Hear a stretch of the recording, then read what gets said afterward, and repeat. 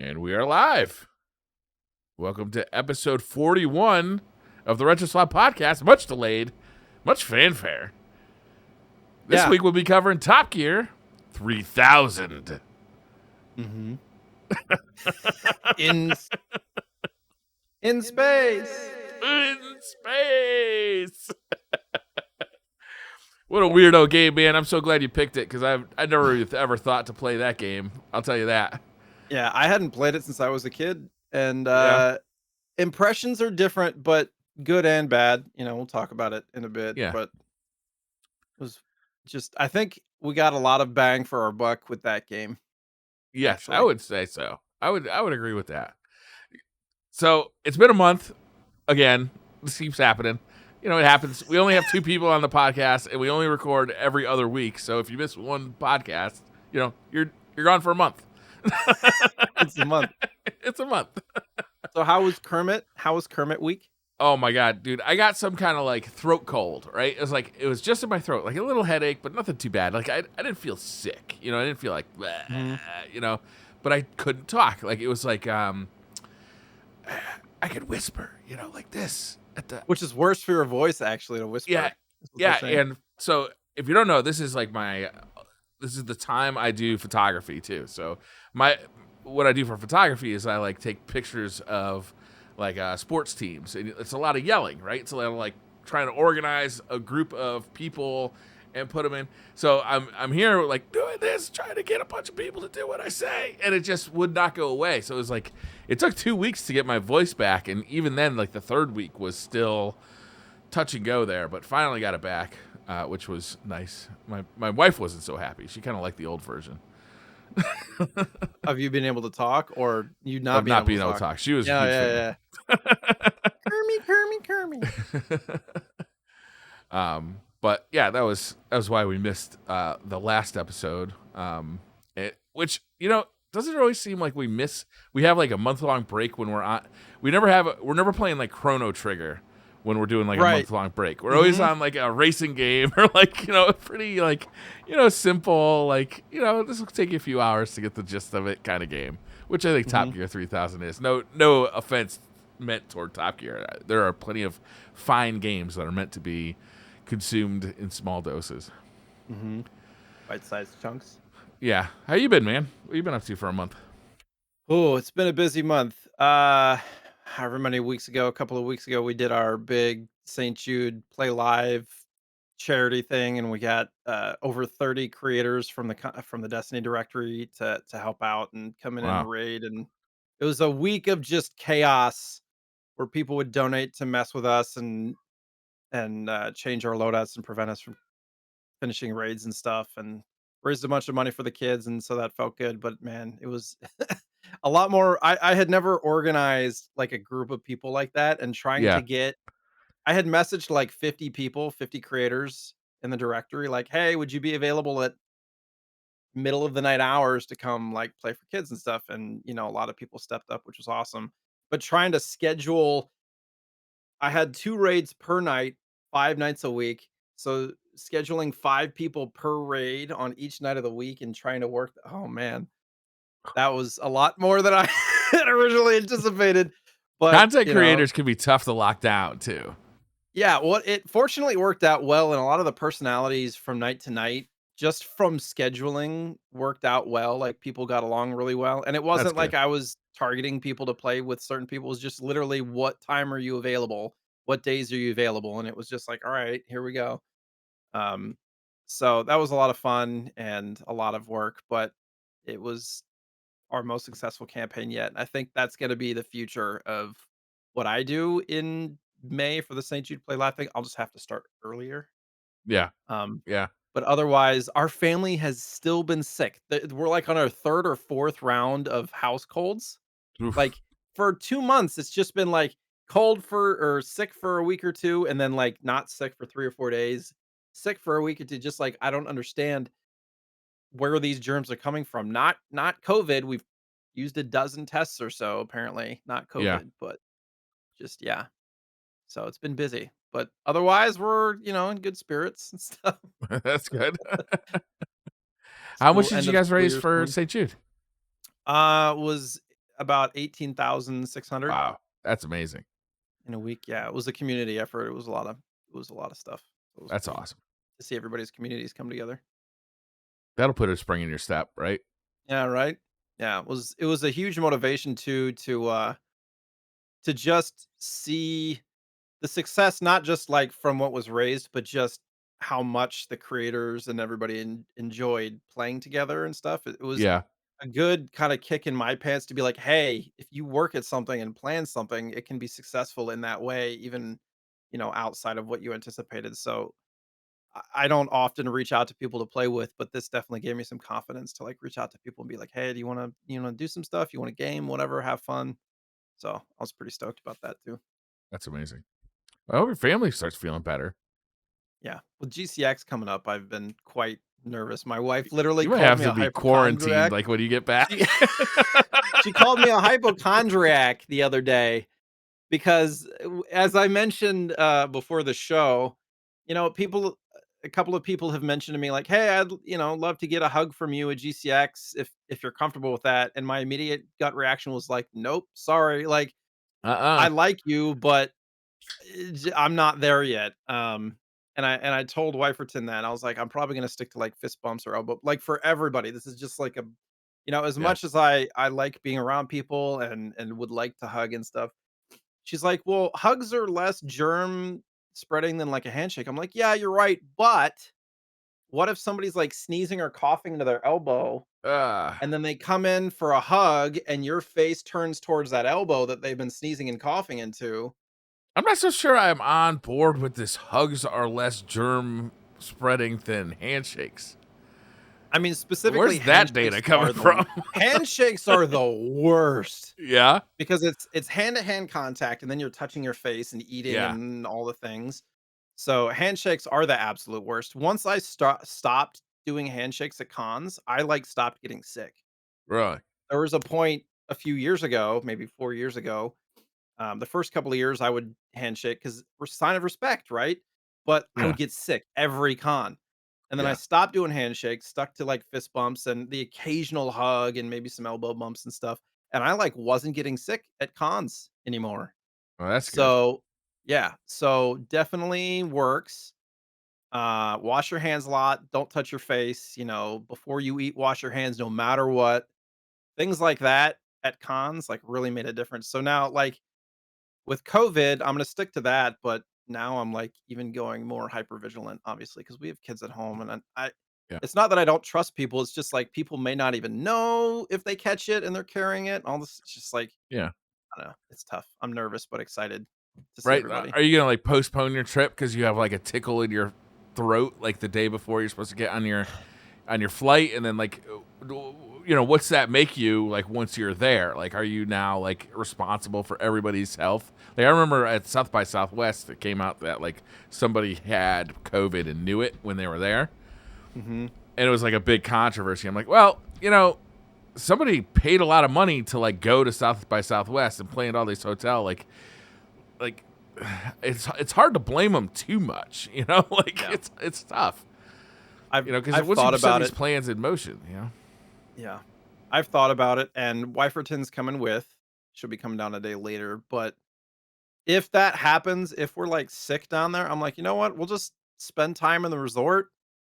Maybe, do something like just treat it like a vacation, and I might go down to like see people, but say like, "Hey, I'm sick, stay away," that kind of thing. But yeah, I don't go to GCX for the con itself, really. I go there because it's a huge community event and it's all about the Right. community. So I have to figure out how I can juggle my anxiety and still be there for the community. Cause like, the late night hangs and events and stuff are the best part, and I'm like, "How am I gonna work that out if I have a beverage in my hand, am I gonna, like, you know, pull down the mask, take a drink, put the mask back on?" I'm probably gonna be one of a handful of people wearing masks, realistically. There's Yeah. not gonna be a ton of people wearing masks. Yeah. In Um, Connecticut, and it's all been abandoned, the mask wearing. Like, yeah, it's even it's here in almost Oregon completely too, gone. in Portland, which is much more of a liberal state than a lot of other places, especially like Florida. But Yeah, it's like that here too. I haven't gotten any comments, like, going to the grocery store with a mask on or whatever, and I do see maybe 10% of people wearing masks, but the majority are not. Yeah. Fortunately, I'm not getting, like, comments because I will lay into them if they do. Like, I will not be kind Yeah. if they make a comment about it. Anyways. Anyhow, so it's funny we were gone for a month, but there wasn't like a ton of retro news to talk Right, about this month. I did, yeah, Um, I did want to start with my big one though, sure. because the PlayStation Core got released for the Mister, which I think is like the biggest news that's happened for the Mister community. Like I would say since Neo Geo got released, probably, and it is a good core. Like it, I've been playing with it quite a bit. Quite a bit is probably the. I've been playing several games pretty frequently, including I believe three of the Ridge Racer games. I was playing a little bit of the original Tomb Raider on there. I played Darkstalkers. I played kind of like a jumble of stuff quite a bit. And man, it is good. It feels like you're playing on PlayStation. Obviously, games load faster, and you've got all of the modern conveniences of a Mister, where I have dual output, so I can output to HDMI. I can output to a standard definition TV, like an old CRT TV, and like you can play all of the kind of those classics that you remember. You can get some of the more obscure stuff that you've heard about since, but obviously prices on some of the PlayStation stuff has gone sky high. So it's been really fun. Like the core is solid. The sound is really good on it. There's a combination on PlayStation of like CD audio, but also chiptune audio, and both of them seem to be really good. I believe we talked last month about how the 32X core got released. Is that right? Yeah, we did. Okay, so the the thing with the 32X core was that the guy who's working on the Saturn core, while he's been working on the Saturn core, some of the chips are the same in the 32X and the Saturn, and he would just kind of release the Saturn because he'd done all this work or release the 32X because now he's very close to the Saturn core. So we're about to get the Saturn core as well, which is really great because in the U.S., the Saturn was really like an underloved console, right? It didn't have the popularity, but there are a lot of games for the Saturn. A lot of them are high quality, like, the Yeah, library is not dense, but the quality is high. yeah. Uh, but that is an extremely high cost console to collect for.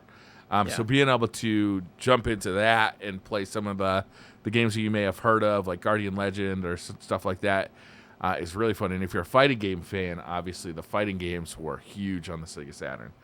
So that's like right around the corner. I mean, the Mister is probably about to plateau, honestly, because once the PlayStation and the Saturn are out there, I don't think we expect too much more as far as consoles go. But man, what a great device that thing has been, and the PlayStation Core is just fantastic.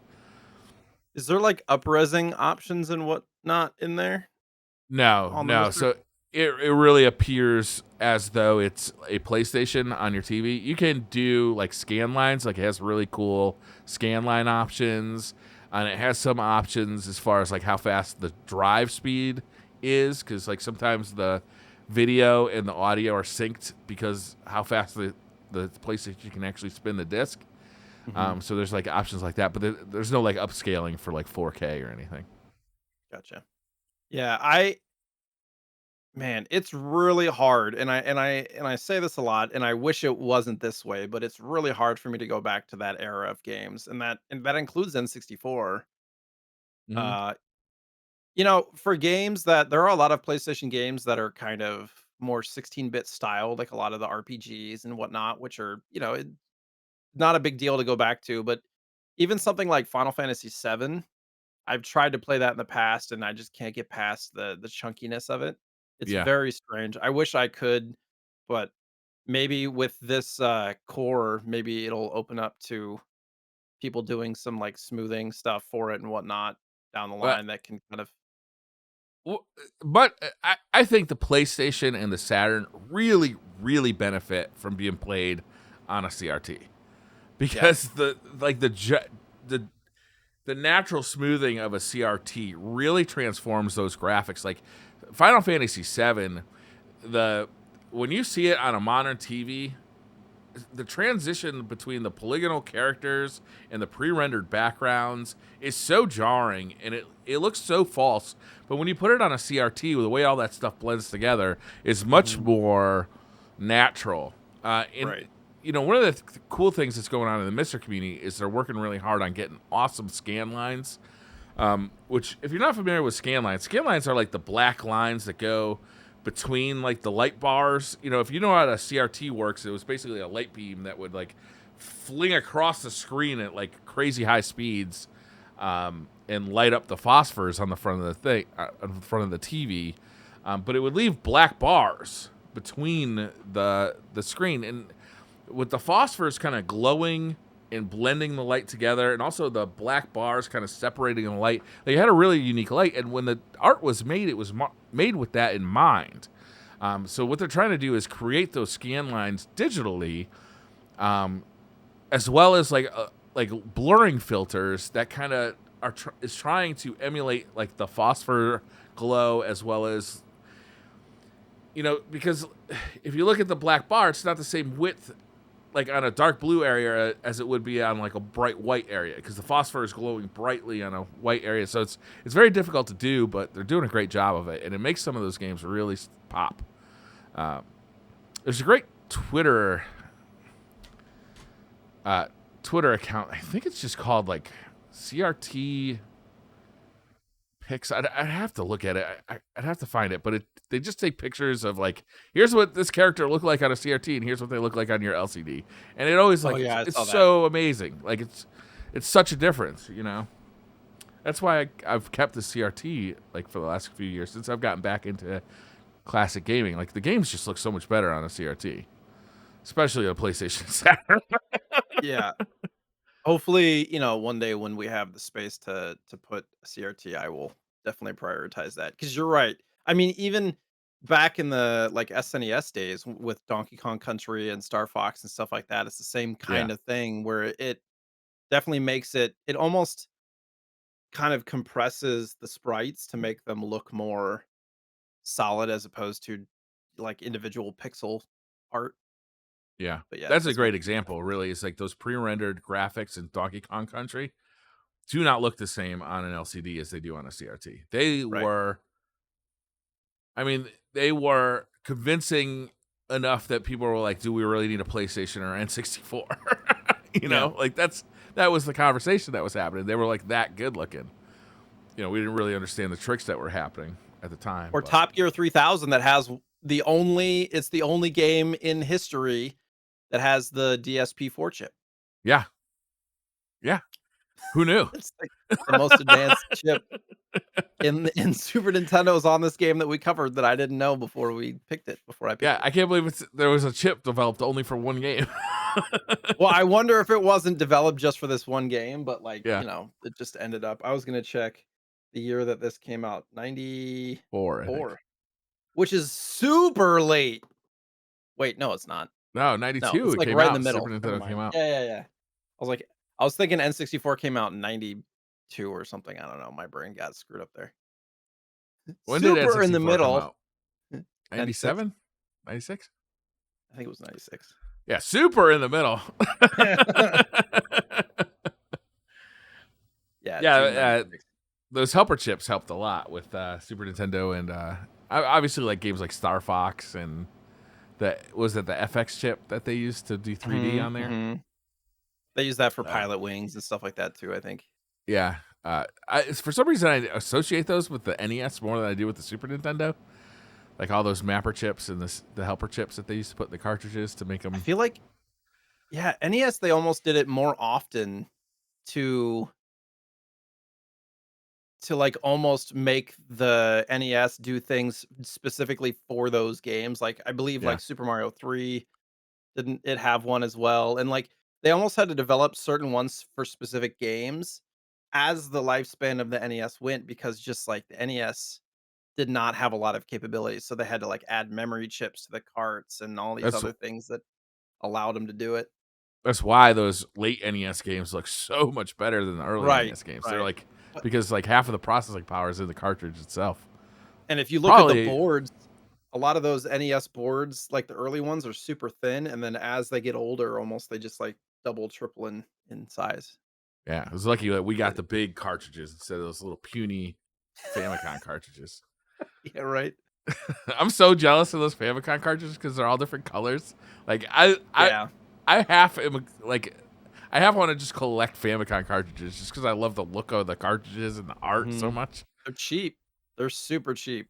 Yeah, Like $1, $2 a piece, kinda cheap yeah. for I a should lot of just get like a lot of them. There was one I saw. I can't remember what game it was called, but it was just like I shouldn't even say. Never mind. I'm just gonna move on. I did buy a lot of Famicom, and it had Famicom, Super Famicom, N64 and stuff, and it Yeah. was like 200 carts for $200, Wow. or 100 carts for $200 or something like that, and there were some good ones like Final Fantasy 6 and, Oh, uh or Final Fantasy 4, excuse me. I was thinking Dragon Warrior and stuff like that in there, and a couple of boxed games, but I ended up, like, flipping a bunch because I was just like, "This is just a can of worms, and I don't have the space, and they're sitting in a box for 2 years," and, like, yeah. I was just like, "Alright," but and a lot of them were really dirty, not great condition and stuff like that too, but there was, like, Mario 3, Yoshi's Story, Super Mario 64, Mario Golf, like, all that kinda stuff. It was pretty cool, but yeah, super cheap I'm to get always that stuff. battling with this idea. I have an idea for my collection of games that it's not a collection, it's a library. And I only want to have the games in there that I'm likely to pull out and play again, right? Mhm. Mhm. But sometimes it's fucking hard. Sometimes I just want the colorful shit, you know? Yeah, speaking my language. But I haven't mentioned this, but I haven't touched Mercari or eBay in month and a half, Yeah. which is big deal for me. Like, Yeah. I only have a handful of pickups for the last month just from like trade-ins, and I'm focusing on other stuff at the moment. Like, I'm the kind of person who focuses on one thing, and right now it's other things like Twitch and hopefully cleaning the house and stuff like that. But, yeah, I haven't, so I'll probably hopefully clean up this space and better organize it and get rid of stuff that I don't want and stuff, hopefully, I'm like that until I too. get I've the bug been again. very focused on grass lately, trying to get my grass in shape. We literally, yeah, you can come the do our grass if you want a No, thank project. you. I've got my hands full. My problem is the mayor of my town moved in next door to me, and Oh, he he first of all he clear cut the lot, so there's no trees on his lot. Only the ornamentals that he planted when he finished. But mhm. he also like resodded the entire fucking lawn. So So it he's looks got this perfect. brand new, fresh, fucking perfect lawn next to my lawn that I inherited from, you know, but also like I didn't plant this lawn. This is like a natural grass lawn. But also I was like unable to take care of the lawn for 2 years when I hurt my back. So it kind of Mhm. like shit went bad on the lawn front that during that time. So I've been trying to like rehab this lawn. But like this motherfucker mows the lawn and like I gotta drive by that every time I pull into my house. I'm like, this motherfucker, look at this guy. He won't give me Yeah, one day. One day it'll make my lawn look good. So I've been out there trying to compete with the mayor. The fucking mayor. yeah. It ain't easy. Just go the opposite way like ours and just let stuff get overgrown and weeds and Yeah. all sorts of nasty stuff. We've decided, we literally, what was it, a year or 2 ago, completely cleared out the entire yard and Yeah. made it all bark chips. It was all, like, Oh, the sure. entire Yeah. I'm basically with the you. entire thing. I was like, "Oh, that'll be No easier to mowing. maintain." Yeah. No, it's not. Now you got to weed Bad it. idea. Well, we didn't I mean, we weeded it a few times, but it just got to a situation where the entire thing, the literally, it looks like we grew a whole yard of weeds. It's Yeah. literally just, there's no, you can't see the bark at all anymore. Yeah. It's all weeds. And it's like, well, it's all four-leaf clovers, and at least it kinda looks like ground cover, but it's a mess. We have I 2 feel little for you. kids. It is difficult to find time to, and we have Uh, opposite schedules, so it's like, yeah. She's like, "You wanna watch the kids while I go weed for an hour?" I'm like, "Sure," and she gets this big of a patch of grass, done, and then 2 weeks later, it's so we're trying to work that out right now too. So I That's feel your tough. pain. Yeah, yeah, it's tough, man. It's tough. Like you said, you only got so much fucking time in the day to take care of your goddamn lawn. And But you don't want to feel we like a have douchebag every time you come yeah, home, or yeah, like you're we're on the talking to a corner, neighbor. and we have the president of the HOA across the street. She's nice, but she'll be like, "You guys really need to take care of your yard, or I'm gonna have to give you a notice again." Again. And I'm the type of person, I'm like, people really stress out and prioritize yard upkeep, like, just the type of people that'll be like, "Take care of your yard." It's just not on my list of priorities. So when Yeah, yeah. people say that and think that, especially in the middle of the pandemic with everything going on, getting a notice on our door that our yard is overgrown, I'm like, "Really? That's what we're worried about right now?" I don't know. My brain just So now that I'm a little curious about this. So I know this is a retro gaming podcast, and I'm sorry to derail this into like lawn talk, but I'm a little curious. Now that you put those chips down, is it possible to mow your lawn, or now you're fucked? You can't mow it anymore No, because no, you just no. be I slinging I these chips mow it around. so it doesn't, like, stay overgrown, but the problem is the weeds just have taken over everything There's because no grass at all anymore. we have a giant, like, 100-foot tree in our yard too. So it spits down needles and just dandelions everywhere, and so right now we're just trying to make it look as least overgrown as possible. So it's short, but it's just weeds, Yeah, yeah, you know? Um But yeah, we just had somebody come out to, like, clean up a little bit too. So I think that's where we're at right now. We just don't have the time to do it ourselves, so we just need to pony up and have somebody do it for us. yeah. As much as I hate it, like, it's expensive, but yeah, time is not uh, on our side right now. So There are people out there who enjoy it. They call those people psychopaths. That enjoy yeah, I it was always a chore for me growing up, like weeding, Same. tilling, doing all that stuff, mowing. I was the and somebody in chat, Sonoma, was like, "Sooner or later, they'll grow up and you can just have them do it. It'll be one of their chores." I'm like, "Yeah, No, that's what work." I tried. That was not, that didn't work out. If you want least possible effort at all points, then yeah, you can do it that way. I mean, paying them $10 an hour to do it's better than yeah. Yeah, if you want a shitty lawn. I mean, can't get much worse than ours right now, so Mine was, I remember coming home one day and it had been like 3 weeks since I could get them to mow the lawn, right? So it was like yeah. way overgrown. And then Mhm. they finally go out and mow the lawn, but the mower was like this far apart each pass, so it looked like mohawk stripes up and down. Yeah. Come on, bro, you saw that. Yeah. You're not fooling me. All right, Yeah, lawn we talk. moved into a shit show because they had to redo the entire sewer line. So when we moved in, our entire front yard was dirt Oh, okay. because the people that did the sewer line just tore it all up, didn't replace anything, and then there was mounds of dirt that, like, Oh, clotted over and, like, just so they should have replaced your lawn. yeah, they should've. That wasn't part of the contract. They replaced the sewer line as part of the Fucking contract. lame. This was our first house, so I didn't know any better, but that was it's been a whole project since we've moved in 9 years ago, Yeah. or 8 years 9 years ago? Yeah, 8 and a half, 9 years ago, and it's just diminishing returns, really, but yeah. Yards, lawn, Yards. and speaking of Sonoma in chat, he mentioned, and this is what I was typing into the notes while you were talking about the PlayStation Core, I didn't realize the Analog Pocket update is coming. They announced it a few days ago.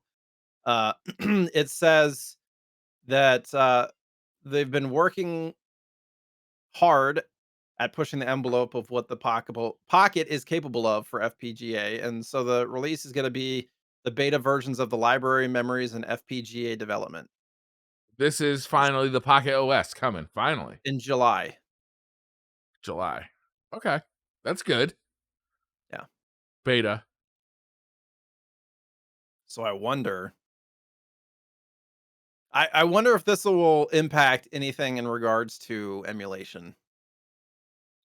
I don't know. I mean, Like that is the the that's the big thing about that device to me. Is like it's really cool that it plays the actual cartridges, but if it doesn't do emulation, it's not even emulation, right? If it doesn't just play ROMs, like that is a serious blow to the value of that console. Which I don't know if they care about because they're selling them faster than they can make them. So like, Yeah. I'm still on the lookout for a solid case.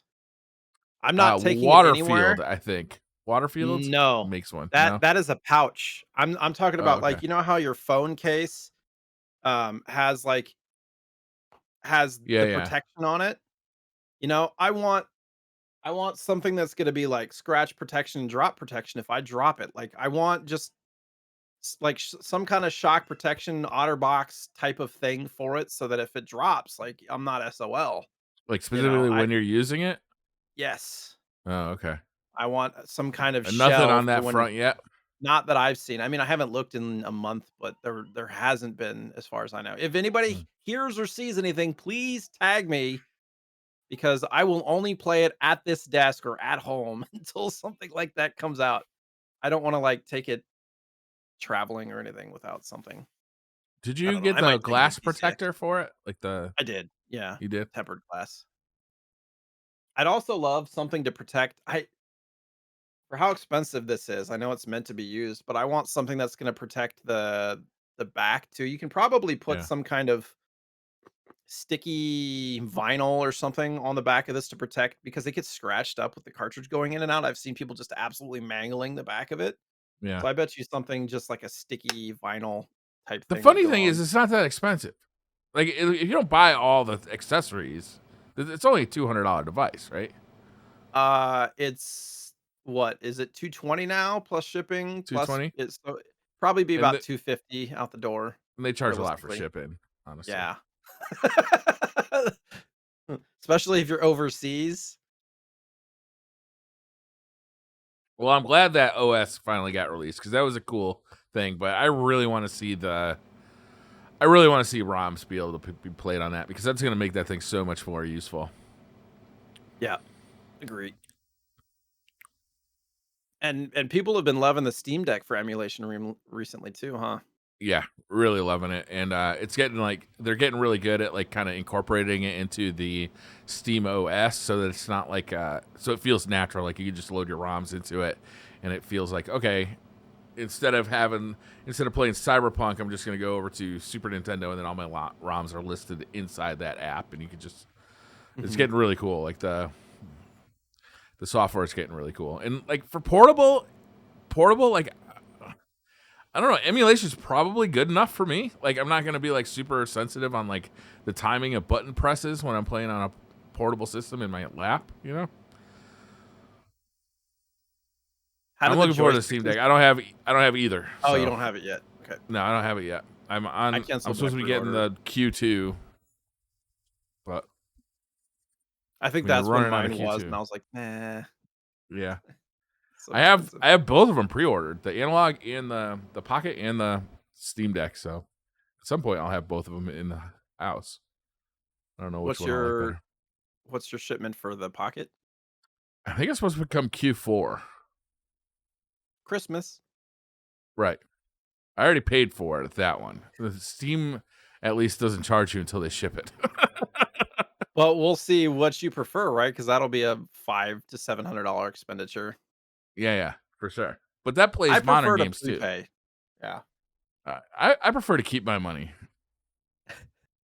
Like, definitely prefer to keep my Yeah. money. I understand the logic, but for me, usually when I order something, that's when I'm thinking about it and planning for it financially.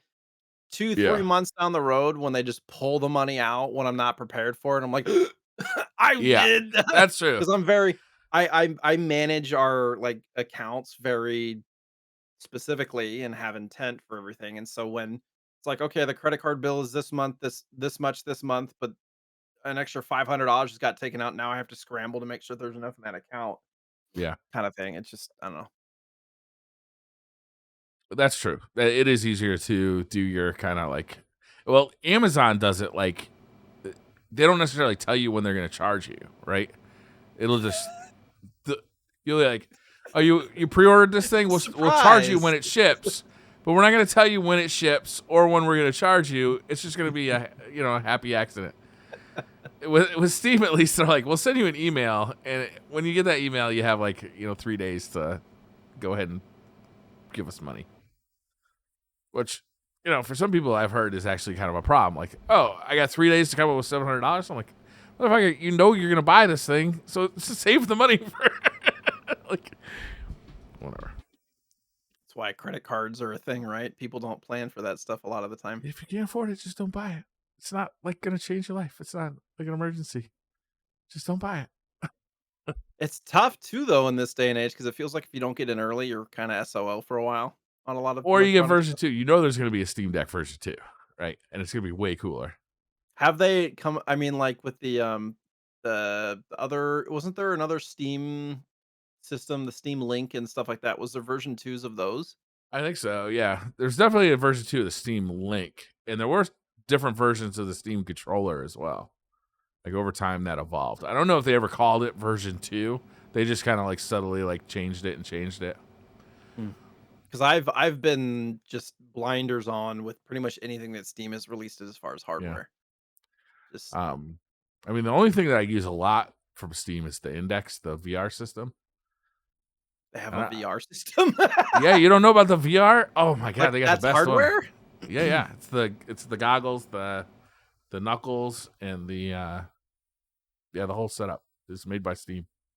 I have a Quest. How does it compare to the Quest? Do you have the Quest that is standalone, or do you have to plug it into something?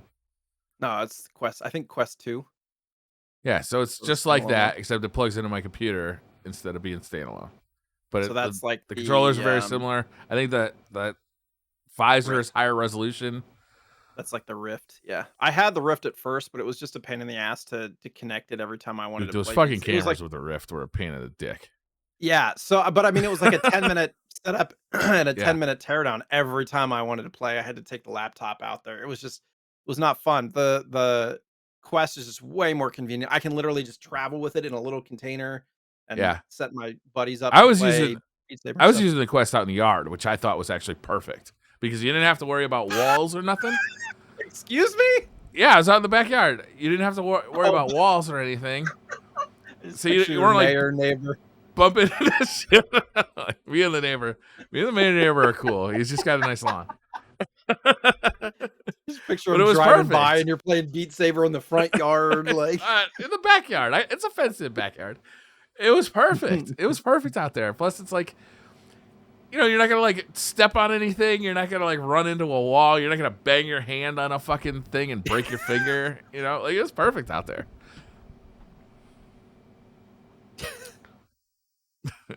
I had a video idea of me out at the park doing it, and then the idea was that I was watching porn on my VR at the park, and then I was gonna have a wide shot, a long shot of me fucking a garbage can. I didn't do it. what the fuck, Brian? Oh man.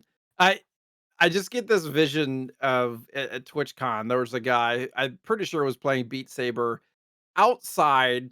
I don't think he might have been by himself, like at the top of some stairs Yeah. outside, and there was a little plateau, and he was just out there playing Beat Saber. I don't know if he was trying to show off or practice or what the motivation was there, but I Yeah. was internally, I was never in a million years would I be out in public. I enjoy VR, but unless I'm doing it with friends or something, I don't want to be in public doing this. Yeah, but You that's look your like hang a up, not his goofball. hang up. He's in there having a great time doing Beat Saber. He's having a great time. He doesn't have to look cool. He's No, doing cool but- stuff. He's Yeah. happy. Maybe. I'm not I trying to be can't- judgmental. I just can't put myself in that mindset at all. I don't understand the motivation. You know what I mean? I went I'm not to trying to shame. I didn't say anything. It's not like I laughed at the guy or anything. I just don't get it. you got all your friends together and you stood in a circle and pointed and laughed at him. No, there was a bunch of people around too, so I don't know. I think Yeah. it was just at cons. There's part of the con stuff that I don't really gel. For me, it's about community Yeah. and business and all that stuff. But for a lot of people, it's just about, being a nerd with other nerds. And Yeah, there's a part sometimes you of gotta that. realize though that you are like doing something that looks ridiculous, and like you can make a decision, right? Like I understand that I look ridiculous. Am I gonna get in my own head about it and like not have a good time because I know I look ridiculous and everybody's like looking at me like saying that guy looks ridiculous, or am I just gonna enjoy myself because that's what I'm. When I went to the Microsoft store for the first time to try out the it wasn't the Index at the time, it was like the Steam. It was the headset before that. I think it was made by like HTC Vive or something. Mm, And they had like a setup at the front of the store, like with ropes around it, where they were allowing people to try on mhm, the VR. So you stand in line because it's a line, and you mhm. watch everybody in front of you look like a fucking moron, right? Look absolutely ridiculous. And then you stand in there and you put the headset on, and you know that everybody behind you is looking at you knowing that you look like a moron. But when you're in there and you're playing Space Pirate Trainer and you're like, you're ducking like bullet time shots coming at you, and you're like, you're doing all the cool shit inside VR. You know in the back of your head that there's a fucking line of people like, look at this dude. You feel like a Right? badass though in the game. You fucking do. I remember I took off that headset. And there was a group of young guys behind me, and they were fucking shit-eating grins on their face watching me. Like they had just finished watching this fucking old fat dude doing VR, right? And I'm like, I took it off the headset. I look at him, I'm like, did I look as cool as I thought I looked? They fucking bust out laughing. Because like, what are you fucking gonna do? You know you look stupid, so like you're gonna like let that ruin your enjoyment of it? No, fuck that. I wish It's I hard had though. that. I wish I had that I don't always have it. I gumption. try and have it, you know? Yeah. It's like a fake it till you make it kind of situation. You gotta like tell yourself not to worry about it. Right? I get And it. then suddenly you're wearing Crocs with socks to the fucking movie theater. You're like, how did I get here? I've gone too Slippery far. slope, I've Briar. gone too far. Slippery slope. What was the last movie you saw at the theater? I don't even fucking remember. I think it might have been Avengers Endgame. Oh wow, you've really been staying away. Well, I'm not a big movie theater guy anyway. I was on a movie theater podcast years ago where we had to go to 2 movies every Right, I week. remember. Yeah. And I just wore myself out of going to the movie theater. So now it's like generally my wife or my kids initiate the movie theater. I'm happy to watch a movie on my big screen TV with surround sound in the living room, you know? Yeah. I so we our my mother-in-law, Wiferton's mom, took our kids Sunday night for before Memorial Day, and I was like asking my wife, "Do you want to go see a movie?" She's sick as a dog, and she's like, Yeah. "I don't think that's a good idea." And I'm like, "Yeah, you're probably right." Even though our local theater, there was literally a showing of Top Gun, which I really want to see. Probably Maverick. not going to be able to see in theater. It had 2 people in it, like when ordering tickets. I was like, Yeah. 2 people, we can get seats far enough away, probably not a huge deal. But in the end, I was like, yeah, I'm not gonna, as me, the hypochondriac, my wife said, trying to figure out because I won't go see a movie alone. And I don't really have people around here that I would want to ask. I was talking Yeah. about this on stream last night. Like, there's people that I could ask and they'd probably say yes, but I feel like you don't have to be great friends with people you go to the movie theater with, but it almost has to be people that you are comfortable just sitting in silence, you know? 'Cause Yeah, if that's you're sitting everybody, next Jay. yeah, I'm comfortable sitting in silence with everybody. It's if when they talk that we get uncomfortable. there's people you don't know very well, you don't know what they're thinking, you don't know, you worried at least I worry about that stuff. So, I don't know. I've never been to a movie by myself either. I've never Yeah. I had never done it either until I started doing that podcast, and then I had to do it a lot. And that yeah. was one of those things like you feel weird when you first do it because like a lot of people think of movie theaters as like a social thing. But if you think about Mhm. it, like you said, It's you're like the just most sitting there antisocial next to thing. somebody fucking in silence. So No, like, don't talk. Don't yeah, talk. shut Don't say up! a word. Stop eating your popcorn so loud. I can't hear Maverick talk. I want to see Maverick in the theater too, and I might go on like a Tuesday, like matinee kind of thing where almost guaranteed to be a. I might bring the kids to that. It'd be fun. I don't think I could take my 5-year-old to go see that. Probably not. I'm trying to think how old I was when I saw it. I saw the original Top Gear in the theater. That was what, 1984? Top Gear. Top Gun, sorry. I saw the original Top Gun in the theater in 1984. I think it was 1984. And that was like, I think, the first movie that came out with surround sound in the theater. Is that right? I have no idea. It was pretty cool. I'd like to see Maverick in the theater. Fuck it. I've only been hearing good things too. Same. Other than too. all except for all the Scientology bullshit, but everything. Yeah, else right. There is quite a large population of Tom Cruise haters out there. Yeah, which is understandable. He's done some fucked up shit. He's crazy, but he's still a good actor. I don't know, like it's weird.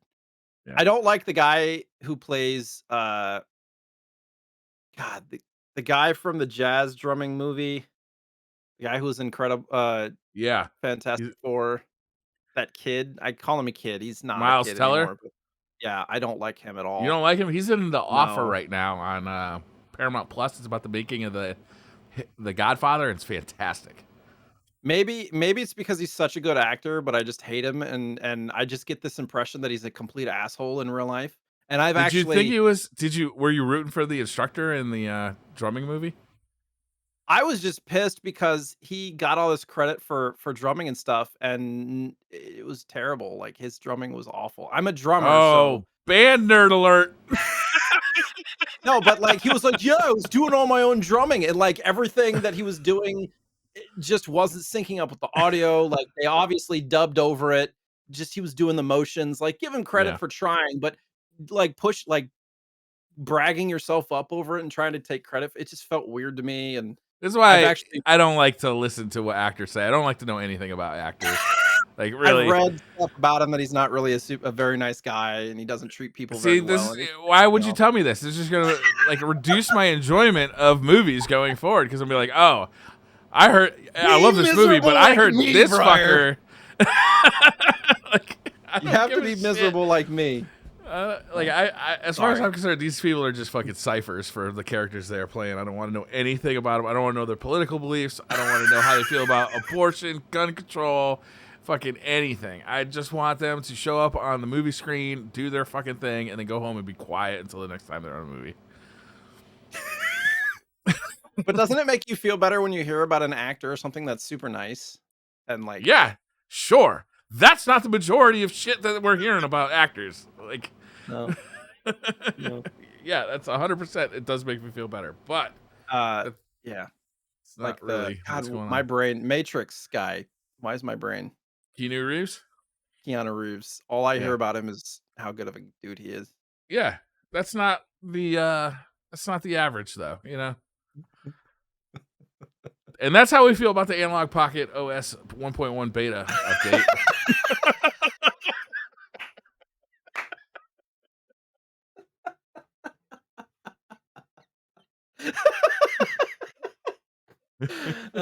Moving on. All right. I'm just trying to bring Briar down to my level. I shouldn't, because Briar's awesome Briar and Jay's not. That's not how that works. In other news, David Ward, co-founder of UK's Ocean Software, passed away. This was like a month ago that this happened. Really? And Ocean is I recognize Ocean as the developer who basically made all the pop culture games, like everything relating to movies and TV and everything. Like Ocean did a lot of stuff, most of which were not fantastic games, but still those games that we loved as kids because they were part of our love of those franchises. Yeah. So this is like super sad. Lots of history here. Yeah. So like from the article that you linked, they made the Addams Family for SNES, Batman the movie for Amiga, Flintstones movie tie-ins, RoboCop games on various systems. Like, who greenlit the RoboCop game for the NES? Do you remember that game came out, it was rated R because it was so fucking violent, and they immediately said, kids are going to love this. We got to make some video games. We got to make some toys, comic books. People bought it. Yeah. Yeah, and because it was fucking cool as hell. But they would never do that now. Do they ever take rated R properties or like adult properties and make kids stuff out of it anymore? Of course they do. They Every make because they make collectible toys, but they're not meant to be like played with like toys were when we were kids. No, they rate them and then they blame the parents if they end up buying them. It's like liability type stuff more now Yeah, than it used to be. Then it was like feet, uh battle the fittest there, if we make it, we want you to buy it. We don't really care about yeah. the influence of all that stuff. I remember my grandfather yelling at me because I had a Rambo figurine, like a Rambo toy, that Mhm. had a rocket launcher, and the rocket launcher like shot across the room and went under the radiator, and I was upset because I was trying to get it out of. He's like, "Who gave you a rocket launch? Like this is Rambo. Like, like who gave you this?" I'm like, "What are you talking about? This is awesome." But like now, like yeah, like who gave me a Rambo? I didn't. I had not He's seen the like 5 movie. years old. I don't know, man. I was young enough to be playing with a Rambo rocket launcher. I think it was supposed to be on a string, but you just take the string off and it just fires as far as you want it to. You know. Tim the Toolman Briar over here. I don't think cutting the string was fucking rocket science. This is sad though. Those ocean games. I don't know. You're right. They weren't all good, but they weren't all like terrible. We're not talking about LJN or anything here. Ocean Yeah. was making some cool ass games, and they had like some cool properties. Like they were definitely those movie tie-in games, right? Yeah. So super sad. I didn't even realize that Ocean was a UK-based company. I didn't know that either. There you go. Next piece of news. This is kind of going along with the bringing N64 and PlayStation era stuff back. Mario Kart 64 3D texture pack released. So I believe this is like you can load it onto a ROM or like part of a ROM basically and play high definition Mario Kart. Whoa, And it's not released yet. At least it wasn't as of a few weeks ago. But they've basically remodeled all of the characters and everything in 3D, or excuse me, in HD, and you can watch some of the videos here on the Mario Kart 64 HD Twitter, MK64 HD, and there's like updates and stuff. Actually, I was gonna check to see if there was any new ones. Oh, the new characters look fantastic. dude, it's super Yeah, good looking. yeah. Do they So, have any videos where they show any of the like the UI elements? oh, I don't know. I think the videos are probably all on their Twitter. Hmm. There's like an opening logo Nintendo sequence with the menus and stuff. Yeah. Yeah. If you go to the one from May 14th, it kind of shows the demo. It doesn't show the menu, but odds So, of this getting uh DMCA'd or oh yeah, litigated against by Nintendo. yeah, yeah, pretty high. They're basically, I mean, they're making like wireframe models of these characters in 3D and retexturing them. It's not just, overlaying stuff over the old sprites. So they are doing new textures. So that one would hope they're going to do new HD textures for the. The problem is like when you see stuff like this, it's so jarring to see these like high res polygons with like these low res like the accelerator graphic and like the map graphic and all that stuff. Like it's so jarring to see the disparity between the two. So it'd be nice if they would go in and make HD versions of that stuff too, like all the 2D UI elements that like overlay onto the screen while you're playing. Mhm. But I yeah, mean, this looks I think this is fantastic. I think it's an ongoing project, but yeah, they Yeah. might, eventually. I think it's a passion project. It's not like they're gonna make money off it. So maybe Nintendo won't come after them. Who knows? Yeah, it Cross your seems like they fingers. come after anybody, like it doesn't matter. Yeah. Is Yeah. Mario Kart 64 on the Nintendo Switch Online service? I don't think so. No, it will be if it's not now. Like it's gonna be one of Right. the ones, Eventually. Wait, so you can see can why you? Microsoft, or you can see Maybe it why is. Nintendo wouldn't want like a better version of this floating around for free. It is. It is. Mario Kart 64 is available on Nintendo Switch Online. Okay. It's gone. Yeah, it's And done. it's gone. It's dead. I think the secret to this stuff is you can't even talk about it until it's done, and then you just gotta dump it like once And it's hope done, you people know? download it so that it's in history, yeah. Yeah, because even if you're legit, like even if you like have a legal case, the chances of you being able to afford lawyers for long enough to defend yourself against Nintendo's lawyers, like they'll bankrupt you just based on paying lawyer fees, you know? Yep. And here's an opposite story. There's a Portal demake for the I saw N64. this. Uh, you can play the Portal, the Valve Portal games in N64 glory. It looks fun, but it looks awful. I Let's mean, it be looks like honest here. Portal to me. It looks like Portal, like It does. But GoldenEye, like GoldenEye with a portal sure, gun is what it looks yeah, like. yeah. Like it doesn't look It's bad. it's silly. Uh, it runs on real hardware apparently. Oh, really? Yeah, probably, in like an EverDrive or something. Yeah, that makes it almost more interesting to me. Real N64 hardware. That's incredible, actually. And the portals work? Yeah, he's I using them. imagine. They do work. This makes me want to go back and play some Portal. I haven't played Portal in 10 Good years. game. You Yeah. play Portal 2? Yeah. I loved playing them co-op. I just like Mhm. co-op experiences like that. Yeah. When we had, good friends who would come over, hang out for a couple of hours, drink a beer, play some Portal. Yeah. Portal was hella good. It's sad that they never they didn't continue making that series. Yep. I guess that gimmick could wear itself out though. It better remember something being awesome than to have Call of Duty 18 come out and you're like, this is still making this shit.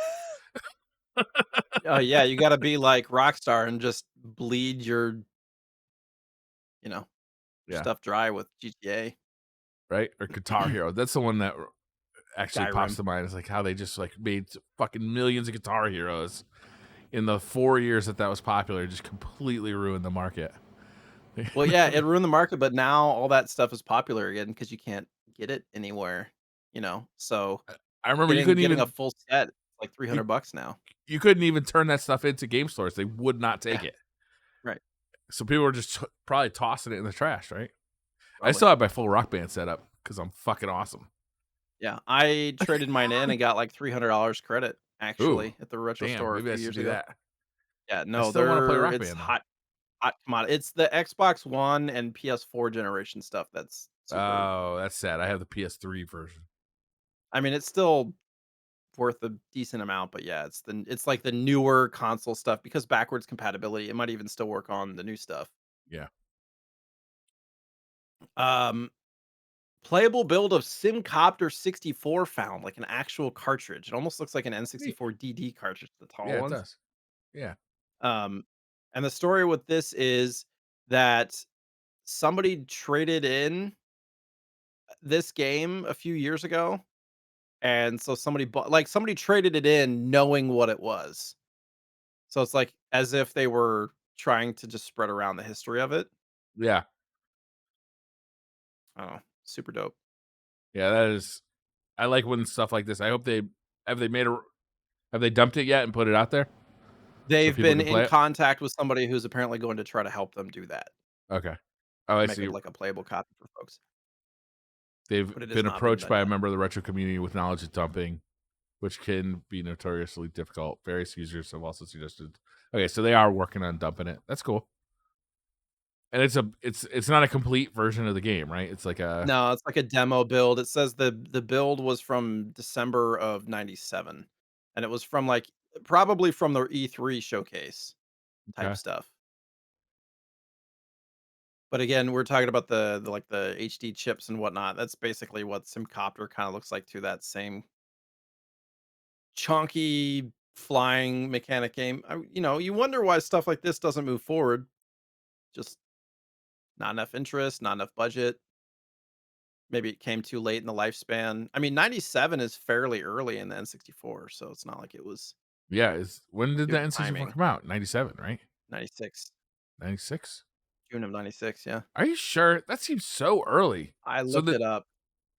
Is that the Japanese release or the U.S. release? Hold on. 64 release. September 97. 96 in the US. Really? So Yeah, the Super Nintendo was only around for 4 years. It was only the main console for 4 years. something like that. I mean, God damn. yeah, and NES was out for 7, Yeah.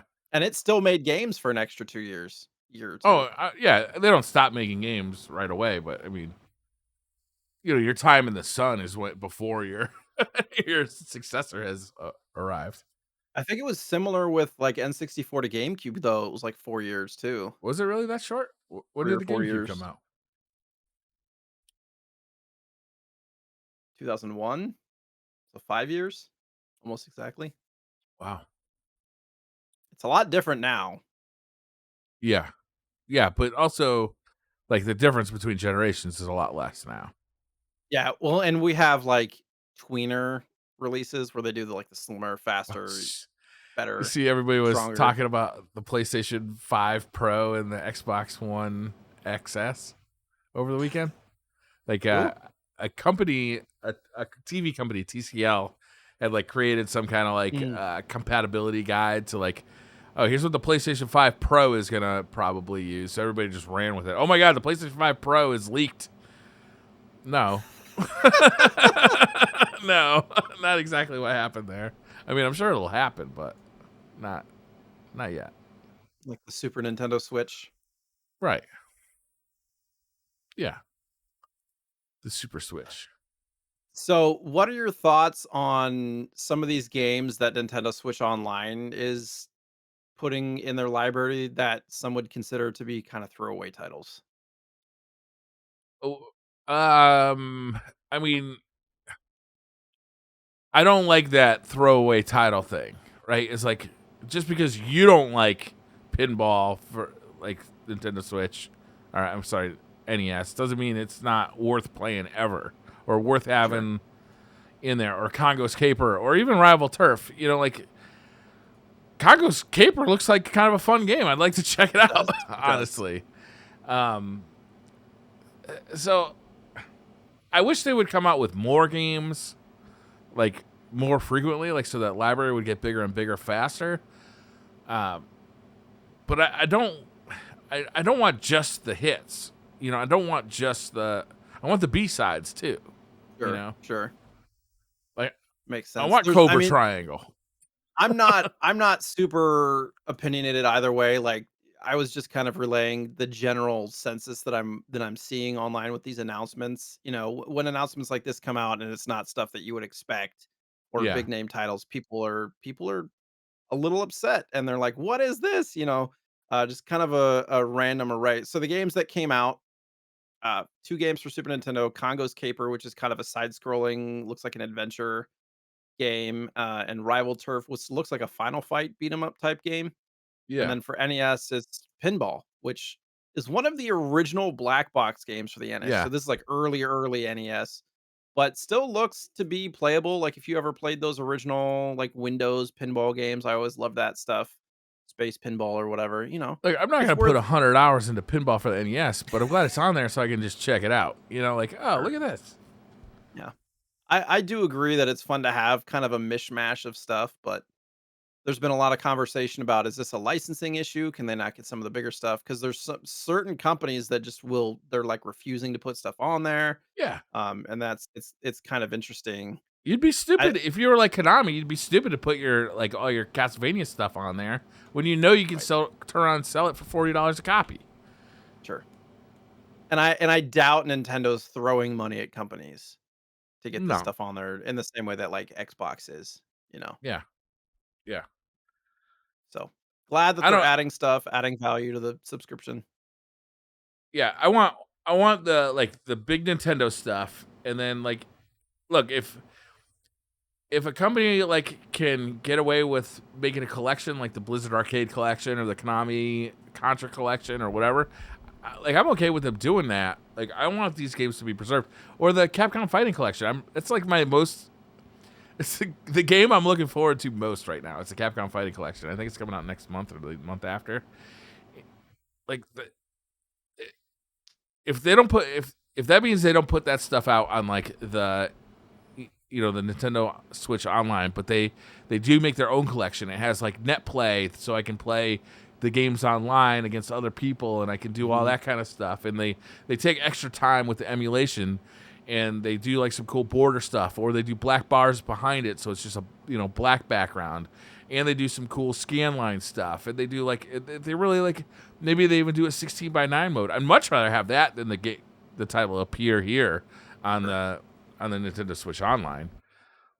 I think that's the kicker, right? Is if a company is basically refusing to uh, give players a way to play them legally, if they're Yeah, doing something with those IPs internally, like that's huge. But yeah. there are companies out there that have these IPs that they're probably holding hostage just for the sake of. Look, all this shit is available on the internet. You just download a ROM. Let's not pretend True, that true. it's any different than that. If I want to play any NES game, Super Nintendo game, Genesis game, I can do so within moments. Yeah. So the only way you're gonna get me to spend money on this stuff is to give me a new compelling product. And Nintendo Switch Online does that by having it on my Switch without having a hack for just a monthly fee, and I have access to multiple different systems doing that. And to me, that's worth the monthly fee. I pay the monthly fee for that, or the yearly fee. The other way you could do it is by adding new features, the 16:9 mode for Rock and Roll Racing that we were talking about in the Blizzard Collection, or online features that Capcom Classic Collection. There's no game in the Capcom Fighting Collection that I don't already own in multiple forms, right? There's no game there that I don't already own, but they've repackaged it in a way that is very compelling. Oh, they're going to have rollback netcode in online play for all of the Darkstalkers games, plus Cyberbots, plus Red Earth, plus Pocket Fighter. Pocket Fighter with netcode? Come on, that's going to be fun as shit. That game is ridiculous and fun. I'm really excited for that. And, that doesn't mean I can't just boot up my fucking Mister and play those games right now, or boot up my computer and play those ROMs right now. I can, but that's how you get me to buy this stuff. Now you're selling me. I'm about to order this Capcom Fighting Collection, Oh yeah, $39.99. yeah. Released June 24th. I'm gonna pre-order this. Oh Thanks to yeah, Briar. Switch and Capcom, PlayStation. You got me again. Capcom send Briar the affiliate fee for this one. Yeah, the 'Cause you affiliate just link. sold my ass. This looks Dude, dope. Pocket Puzzle Fighter's Fighter. on there. What's that? Puzzle Fighter is on there too. Yeah, yep. That's sweet. Puzzle Fighter Digging it. is fun. It's super fun. I Yeah, never I played do that like game until games a like year or that. two ago. Yeah.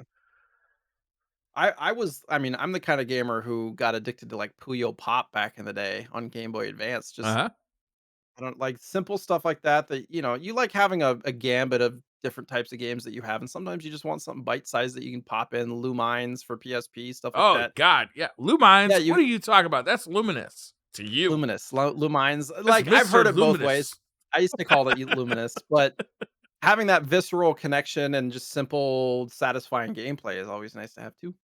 That game I think is the most played game on the PSP. It has to be. Oh, I'm sure. It's also you can buy it brand new now for $5 still. Lumines 1 and 2, Luminous Yeah, 1 and 2. on PlayStation 4. $5 brand new still. They made so many Oh, copies of it. really? Yeah, mega cheap. But they remade it for the PlayStation, right? There's a newer Uh, version.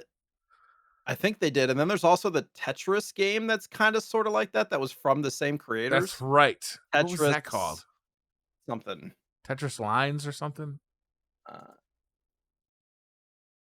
yeah, I don't remember now. I'll have to think of it. I don't wanna dwell on it. Tetris Beat? No. Maybe. Is it that? Tetris Beat? Could be. No. That is a mobile game. Never mind. Oh, okay. Somebody will have it. Actually, wait, it's this. Tetris Effect.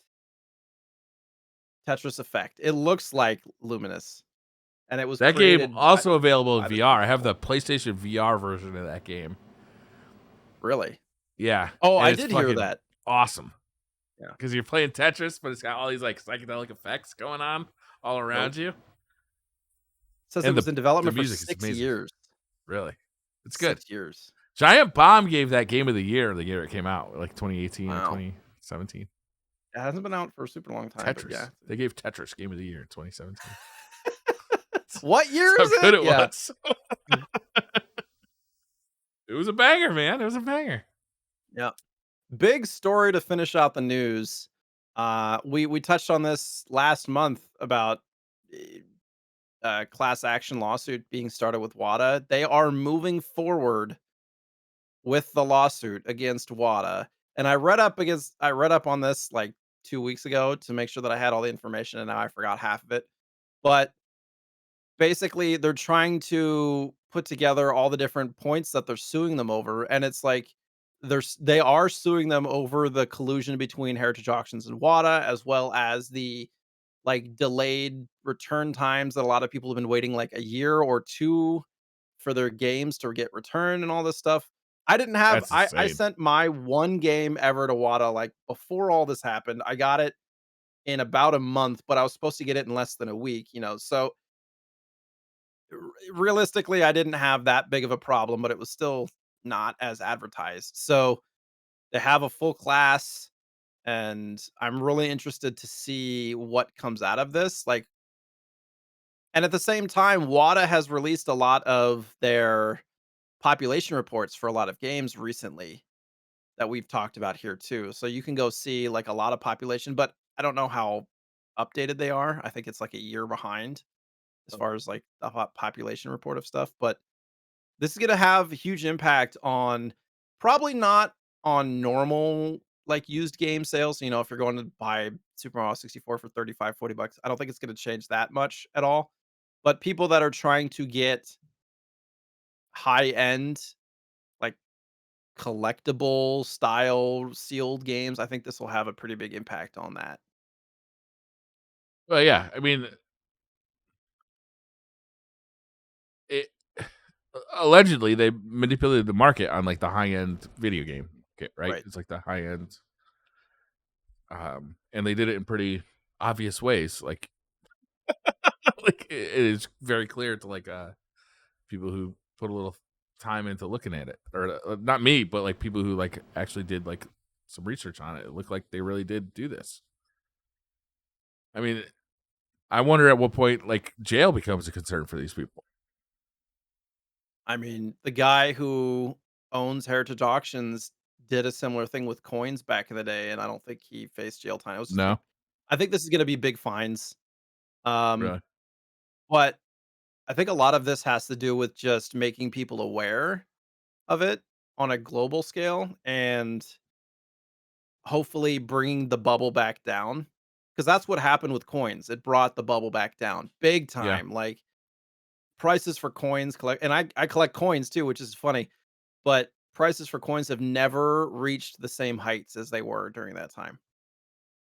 It's still now 30 years later or whatever, 20, 30 years later. So, and I think most collectors, anybody who actually collects games because they love video games, is hoping that prices come down. Yeah. Anybody that's hoping that they continue to go up, I think is just like a speculator or investor in Well, games. it feels like we're in a bubble. Yeah, It really it does went feel up like too we're in a fast. bubble. It did. And And it feels like there's coincidentally among many different aspects of life, many of those bubbles forming in real estate, in you know, not just game collecting, but like collectibles in general, all seem like they're like super high. Mhm. Um, just seems like a it feels a lot like 2008 again Yeah, to me. And it's I'm a little it's scared. What's gonna happen? right. It's tough too for me because I and our family, you know, has benefited from these values skyrocketing because I do have sealed games Yeah, that I probably will eventually get graded now. I just have to figure out where because I'm torn morally. But my collection in the last 3 or 4 years has, like, tripled in value, you know, so it's one of those situations where I could make a killing if I decided to sell this stuff, which you know, I'm gonna sell bits and pieces here and there of, like, sealed games. Sealed games, I didn't buy because I wanted them to like, you know, I figured they'd go up in value eventually, but it was more to preserve a game in its sealed state that is next to impossible to acquire now, you know, especially for games that I really enjoyed. And if I got them for a price that was around complete, in box price, I would pick them up sealed because to me, I was like, I could always get a complete in box copy, but for the sake of preservation, having a sealed copy of this is nice. Yeah. But I never thought in a million years that it would do what it has done. A game that I spent, 100 or $200 on being worth thousands or tens of thousands of dollars now is insane to me. Yeah. I honestly think there'll always be value to those sealed copies too, because they're just going Mhm. to get more and more rare, and they are like the art of them, like seeing them in you know their original state. There is intrinsic value to that, but Yeah. a copy of Chrono Trigger for fucking $400 or $40,000, like come on, Yeah. like what the fuck? I don't know. I don't know what to think about all this. I know these guys Well, are fucking dirtbags.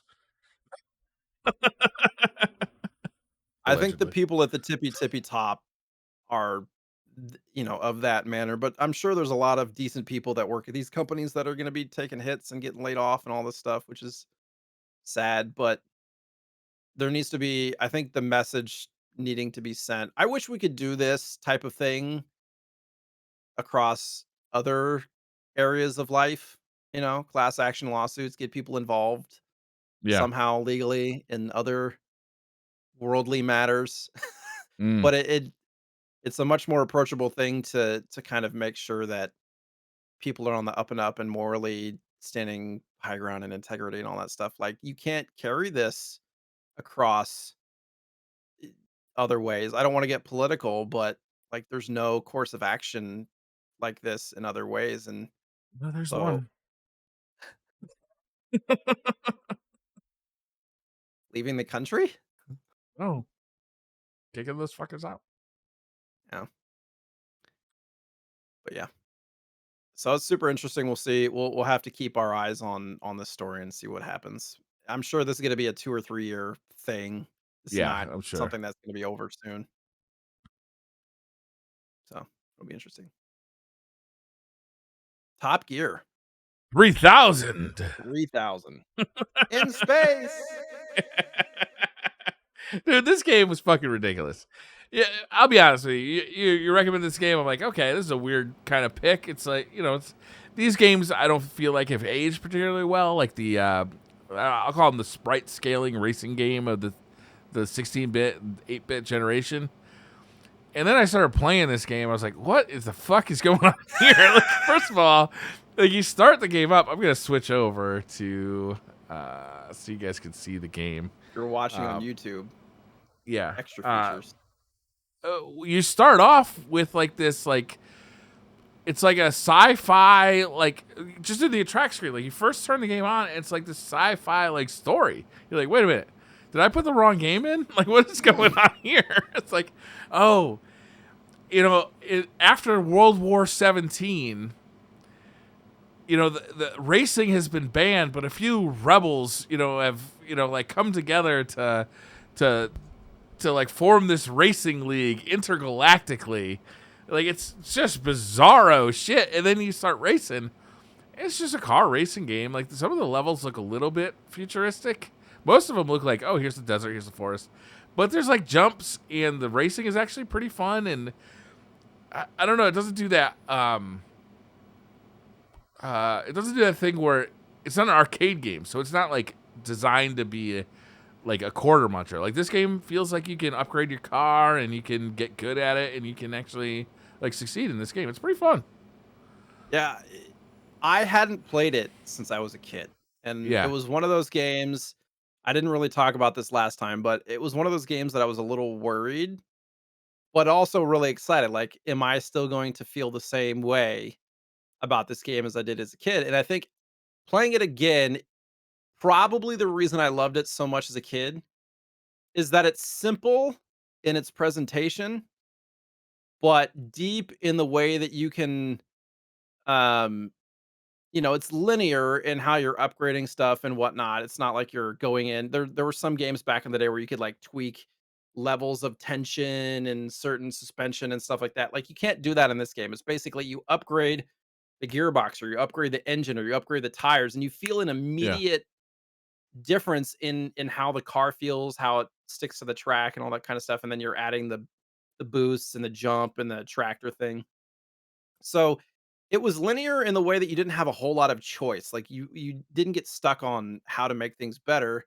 It's like you upgraded and stuff was better, it's just very simple that way.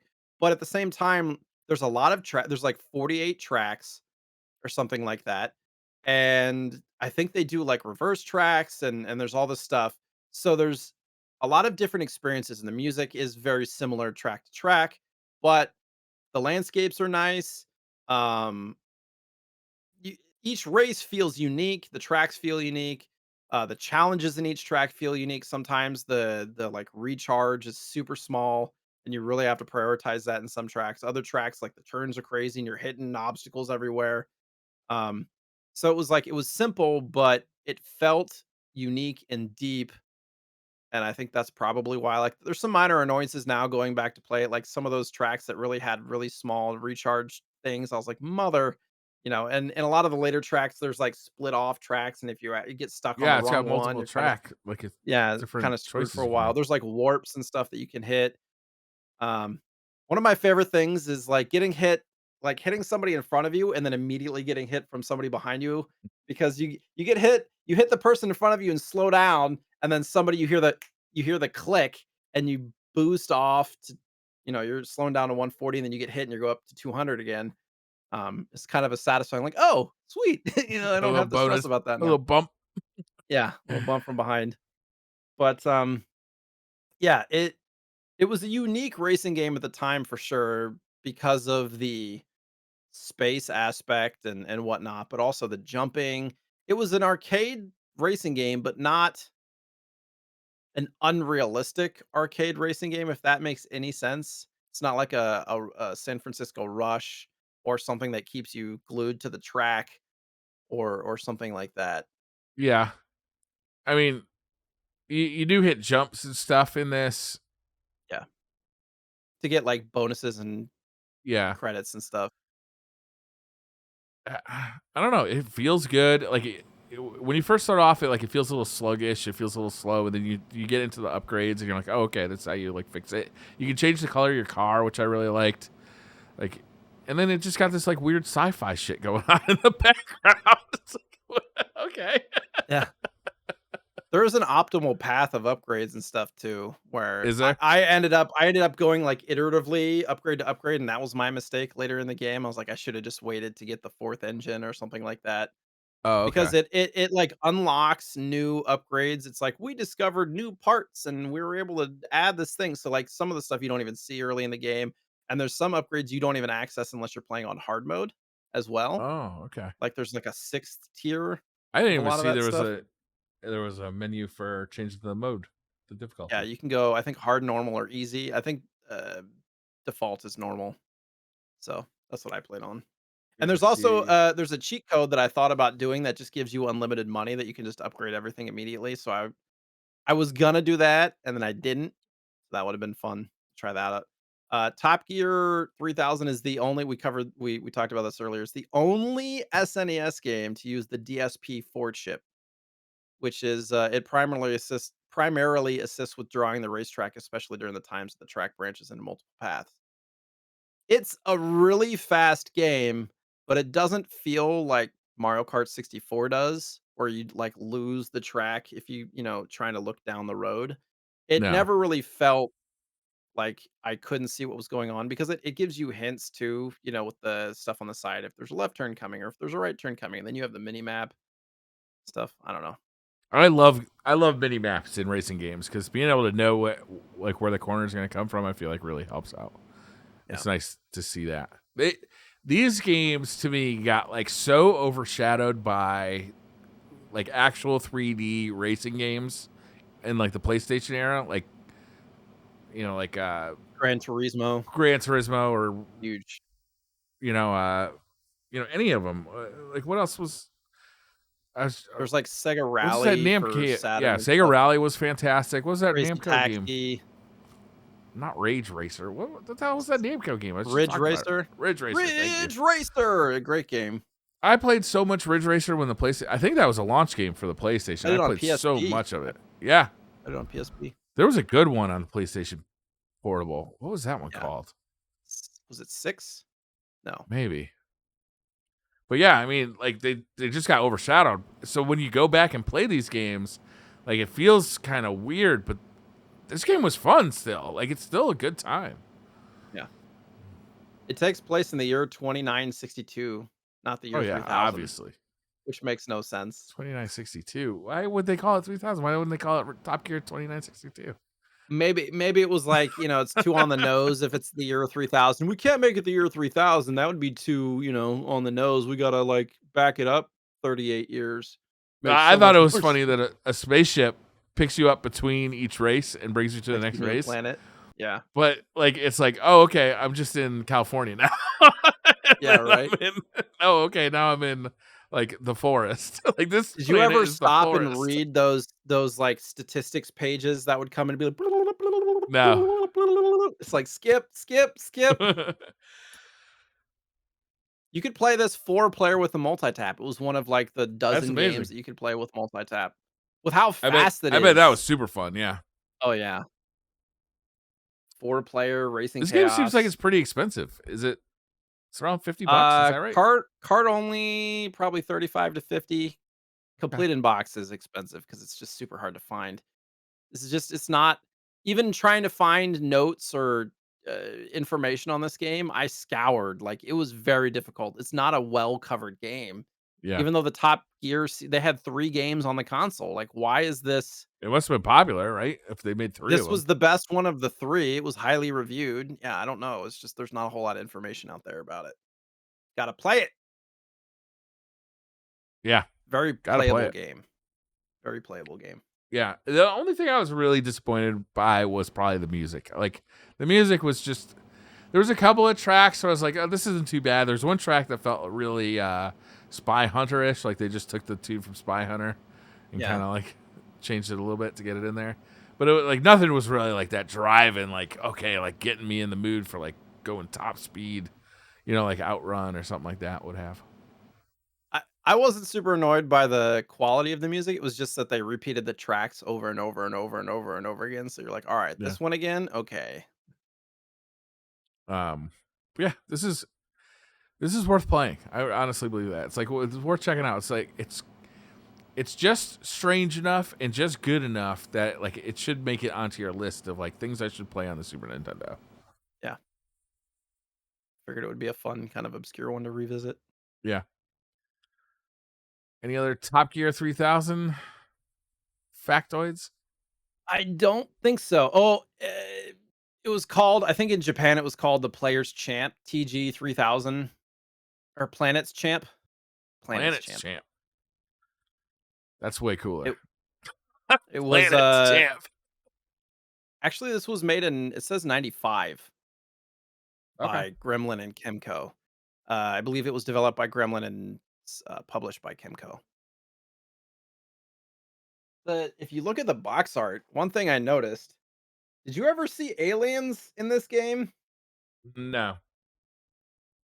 There's aliens on the cover. Well, they got to sell it, right?